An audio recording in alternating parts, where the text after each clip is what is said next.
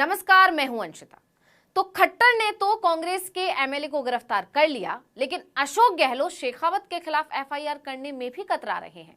अगर नफरत फैलाने का ही मामला है तो शेखावत और मामन खान में क्या अंतर है? यही बीजेपी और कांग्रेस का अंतर है, लेकिन दोनों हिंदू वोट बैंक को बचाने की कोशिश कर रहे हैं।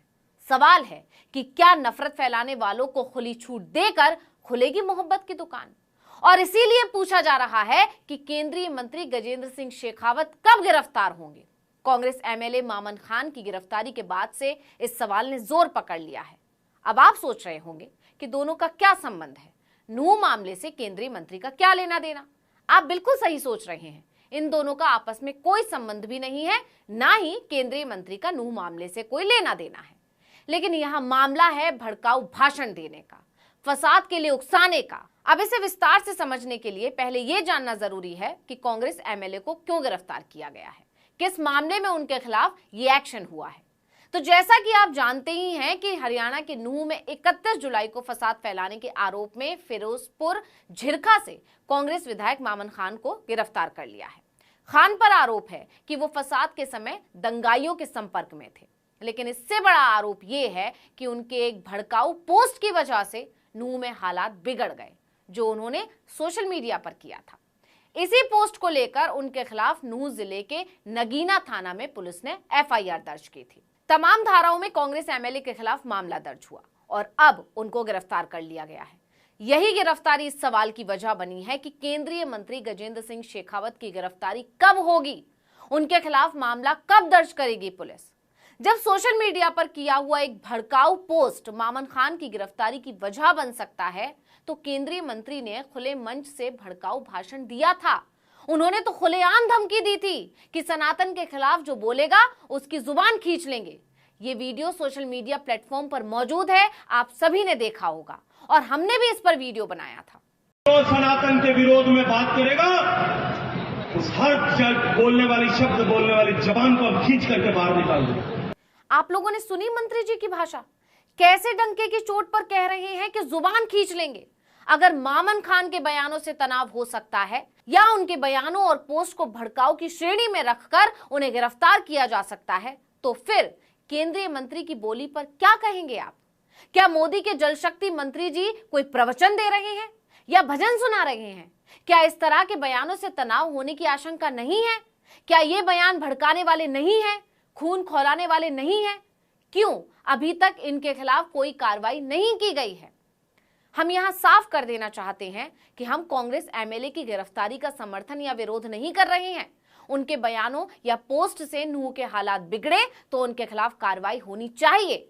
हम यहां सिर्फ समानता की बात कर रहे हैं, क्योंकि अगर मामन खान ने भड़काऊ पोस्ट और बयान दिया था तो भड़काऊ बयान तो केंद्रीय मंत्री गजेंद्र सिंह शेखावत ने भी दिया, वो भी खुले मंच से चिल्ला चिल्ला कर।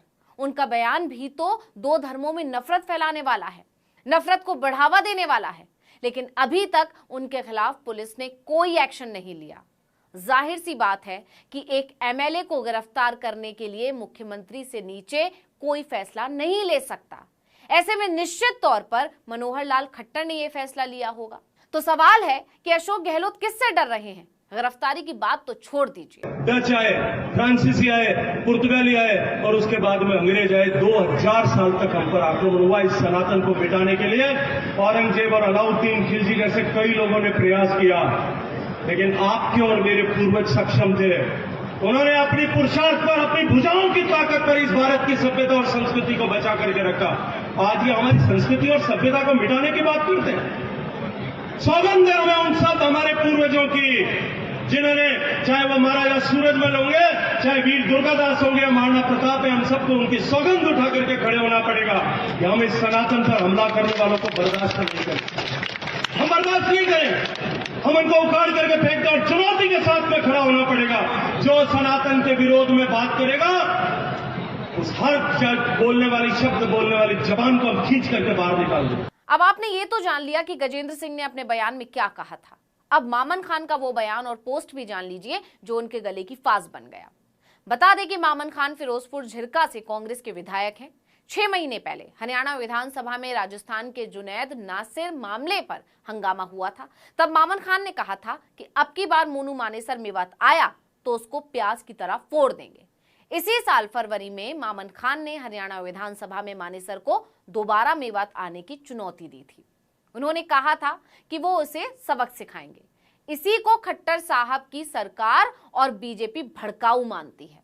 इसके अलावा कांग्रेस नेता ने सोशल मीडिया पोस्ट में लिखा था कि किसी भी साथी को चिंता करने की जरूरत नहीं है। मैंने विधानसभा में आपकी लड़ाई लड़ी थी, मेवात में भी आपकी लड़ाई मैं ही लड़ूंगा। क्या ये भड़काऊ बात है? दरअसल ब्रिज मंडल यात्रा से 2 दिन पहले मोनू मानेसर ने एक वीडियो जारी कर कहा था कि वो यात्रा में शामिल होने के लिए टीम के साथ नूंह आएगा। इसी के जवाब में मामन खान ने फेसबुक पर पोस्ट किया था। इन्हीं बयानों को लेकर बीजेपी ने आरोप लगाया था कि विधायक मामन खान के भड़काऊ बयानों से ही नूंह में हालात बिगड़ गए और अब मामन खान को गिरफ्तार कर लिया गया है और उन्हें फौरन 2 दिन की पुलिस रिमांड पर भेज दिया गया। इस गिरफ्तारी पर नूंह के एसपी नरेंद्र विजारनिया ने कहा कि नूंह के बडकली चौक पर हुई घटना में मामन खान की भूमिका मिली है। इसके साथ ही एमएलए खान घटना के आरोपियों के संपर्क में भी थे। 31 जुलाई को एमएलए की लोकेशन भी उसी जगह के आसपास मिली है। यानी मामन खान को पूरी तरह घेर लिया गया है। लेकिन खुलेआम डंके की चोट पर जुबान खींच लेने, आंख नोच लेने की बात करने वाले केंद्रीय मंत्री जी की गिरफ्तारी तो दूर, उनके खिलाफ तो कोई एफआईआर तक नहीं हुई है। क्या एक संवैधानिक पद पर बैठे व्यक्ति को इस तरह की बयानबाजी करनी चाहिए? क्या ये देश के संविधान के खिलाफ नहीं है? इन सवालों के साथ ही सबसे बड़ा सवाल जो उठ रहा है वो ये कि भाजपा की सरकार ने तो नफरत फैलाने में कांग्रेस एमएलए को गिरफ्तार कर लिया। कांग्रेस की सरकार नफरत फैलाने वालों से कब तक कांपती रहेगी? ऐसे कैसे खुलेगी मोहब्बत की दुकान? वोट की राजनीति अपनी जगह, लेकिन नियम और कायदे क्या बहुसंख्यकों के हिसाब से तय होंगे? और अगर यही सच है तो फिर भाजपा और कांग्रेस में फर्क क्या है? एक को लगता है कि मुसलमानों को सबक सिखाकर वोट मिलेगा और दूसरे को लगता है कि सबक सिखाने वाले को कानून से बचाकर वोट मिलेगा। ये कितना नैतिक और कितना अनैतिक है, ये फैसला आप खुद कीजिए। इस वीडियो में इतना ही। आपसे अनुरोध है कि YouTube पर हमारे चैनल आर्टिकल 19 इंडिया को सब्सक्राइब कीजिए, फेसबुक पर लाइक कीजिए, कमेंट करके बताइए आपको हमारा ये वीडियो कैसा लगा। आने वाले दिनों में हम और किन मुद्दों पर वीडियो बनाएं ये भी जरूर बताइएगा। ट्विटर हैंडल है आर्टिकल 19 इंडिया, इसको भी फॉलो कर लीजिए। नमस्कार। तो सनातन के विरोध में बात करेगा, उस हर बोलने वाली शब्द बोलने वाली जबान को हम खींच करके बाहर निकाल देंगे।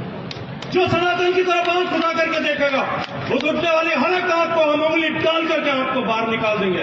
हम चुनौती देते हैं कि सनातन के विरुद्ध बात करने वाला कोई भी व्यक्ति इस देश में जो है अपनी राजनीतिक ताकत और हैसियत बना करके नहीं रख पाएगा।